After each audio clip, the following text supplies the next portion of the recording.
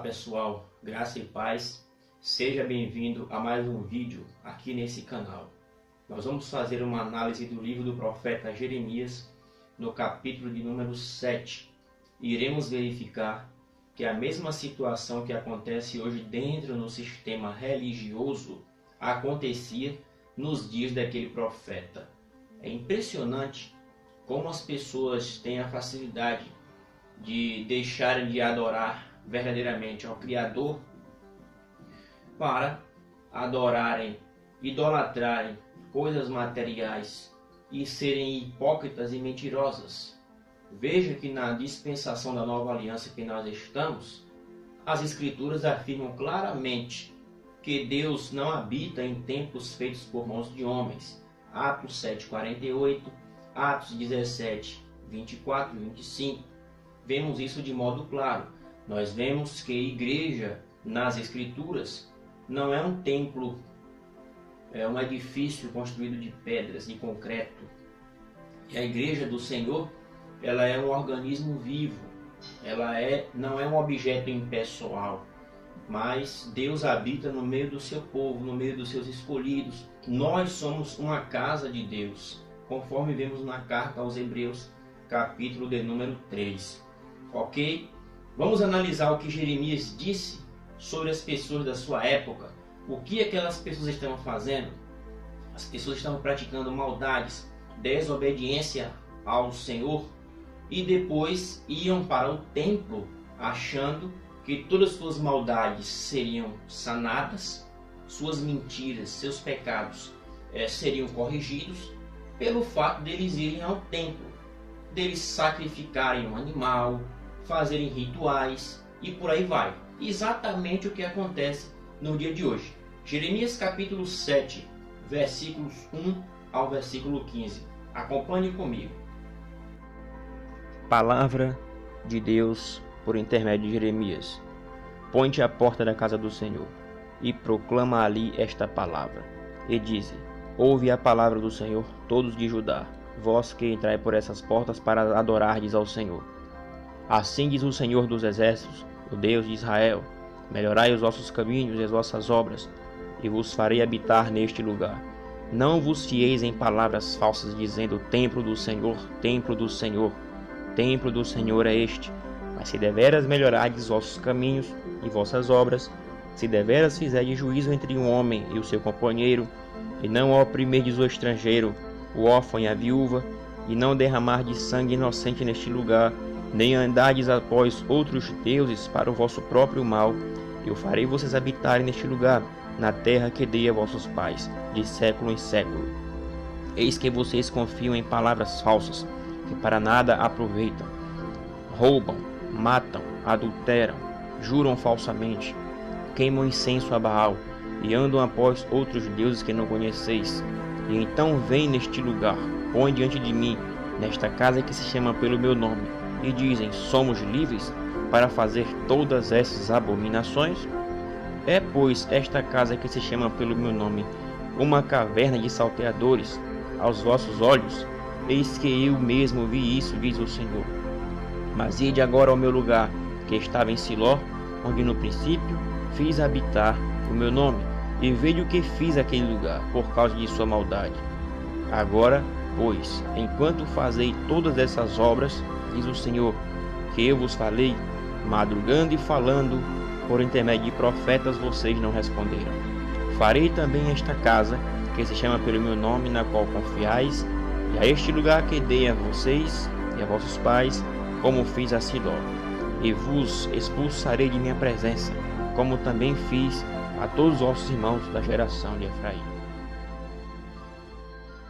Veja que coisa interessante. A partir do versículo 7, as repreensões que Deus, pela boca do profeta Jeremias, faz para aquele pessoal de Jerusalém, aqueles idólatras que praticavam as maldades e se achavam seguros apenas porque tinha ali um templo construído por Salomão, um templo qual Deus não habitava. Embora esse templo fosse realmente construído por uma ordem de Deus, porque havia um plano de Deus com aquele templo, havia uma temporariedade, com relação a sacrifícios, a um local específico. Havia uma série de rituais que os sacerdotes deveriam fazer. Os dízimos deveriam ser levados apenas naquele lugar, conforme vemos em Deuteronômio 14, 23. E, para a gente falar um pouquinho de templo aqui, algo curioso, esse templo de Salomão foi o único templo que Deus mandou construir. Depois deste, Deus nunca mandou construir nenhum templo, a não ser este de Salomão. Portanto, quando líderes religiosos ou chefes de denominações, fundadores de religiões evangélicas, constroem um templo aí, dizendo que ali é a casa de Deus, que Deus o mandou construir aquilo, tudo mentira, tudo falácia, tudo engodo, tudo engano, para enganar pessoas que não leem a Bíblia, não conhecem as Escrituras e são enganadas, acham que estão indo na casa de Deus, quando a Bíblia diz que Deus não habita ali, e dão dinheiro, dizendo que estão dando dinheiro para a obra de Deus, e saíram dali daquele templo, voltam a viver suas vidas medíocres do mesmo modo. Muitos destes que estão em templos religiosos são hipócritas, vivem nos adultérios, nas mentiras, são idólatras, não são regenerados pelo Espírito Santo. Obviamente que não podemos generalizar todas as pessoas, mas muitos vivem nessa situação. São hipócritas, depois chegam lá, dão dinheiro, dão dízimo, dão oferta e acham-se salvos por causa disso, quando na verdade são perdidos, hipócritas, pseudo-crentes. Ok? Mas veja que coisa interessante, no capítulo 7 que nós lemos, fazemos uma análise agora do texto lido. No versículo 7, veja o que diz: Eis que vos farei habitar neste lugar, na terra que dei a vossos pais, de século em século. Eis que vocês confiam em palavras falsas, para nada são proveitosas. Veja que interessante, palavras falsas que para nada aproveitam. Aí o Criador continua falando por intermédio de Jeremias. Vocês matam, roubam, cometem adultério, juram falsamente, ou seja, mentirosos, queimam incenso a Baal, juram por outros deuses, ou seja, eram idólatras. Então vocês vêm diante de mim, nesta casa, ou seja, no templo, que se chama pelo meu nome, e dizem: somos livres para praticar essas abominações. Aqui nós já fazemos uma alusão à libertinagem e à liberdade que essas pessoas hoje em dia têm dentro de templos religiosos, que são heresias de perdição. Hoje tem religiões evangélicas que as pessoas trocam de mulheres quando bem entendem, né? Tem pessoas hoje em dia que liberam a prostituição, o adultério, a bel prazer aí, está aí liberado dentro de templos religiosos, sensualidades, dizendo-se que são igrejas, né? Tudo isso o apóstolo Paulo disse na primeira carta a Timóteo, capítulo 4, versículo 1. Continuando a nossa análise de Jeremias, capítulo 7. Aí o Senhor disse: É, pois, esta casa que se chama pelo meu nome uma caverna de salteador aos vossos olhos? Eis que eu mesmo vi isto, diz o Senhor. No versículo de número 14 e 15, é que nós vemos uma coisa bem interessante. Veja o que Deus diz: Também farei a esta casa, que se chama pelo meu nome, na qual vocês confiam, e a este lugar que dei a vocês e a vossos pais, como fiz em Siló. E vos lançarei da minha presença, como lancei fora os seus irmãos. Isso é muito interessante, porque nós vemos aqui o templo que o Senhor mandou Salomão construir com um propósito específico, com a promessa de que esse templo seria destruído e que essas pessoas iriam ser lançadas dali. Se não leiamos as ameaças de Deus em Jeremias 26, de 4 a 6.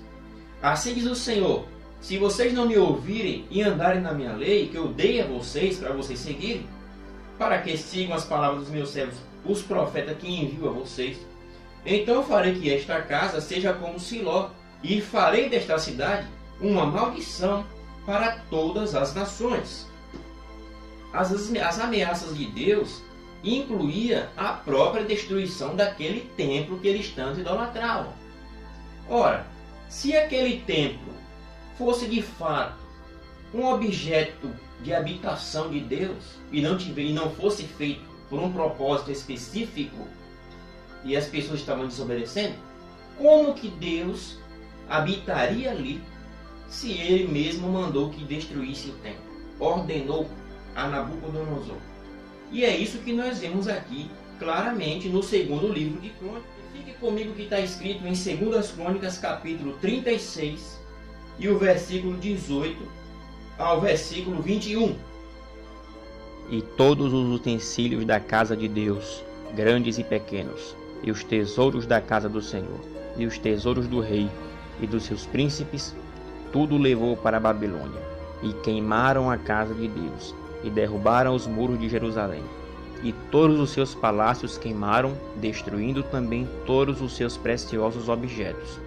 E os que escaparam da espada levou para a Babilônia, e fizeram-se servos dele e de seus filhos, até ao tempo do rei da Pérsia, para que se cumprisse a palavra do Senhor pela boca de Jeremias, até que a terra se agradasse dos seus sábados, e todos os dias da desolação repousou, até que os 70 anos se cumpriram. Portanto, fica claro, quando lemos 2 Crônicas 36, 18 a 21, que a destruição do Templo de Salomão foi comandada pelo próprio Senhor. No capítulo 25 de Jeremias, quando fala das 70 semanas, claramente o Senhor disse que ele mesmo traria as tribos do norte sob comando de Babilônia, Nabucodonosor, para destruir aquele templo. É interessante salientar que, como os judeus idolatravam aquele templo, posteriormente este templo é reconstruído nos dias de Neemias e no dia de Esdras e por aí vai. Depois ele passa por uma grande reforma nos dias de Herodes, que fez aquele templo, com essa reforma, ser bonito de novo, ser objeto de mais idolatria ainda. Quando no Novo Testamento, em Mateus 24, os discípulos, juntamente com o mestre, estão diante daquele grande templo reformado por Herodes, se admiravam do templo.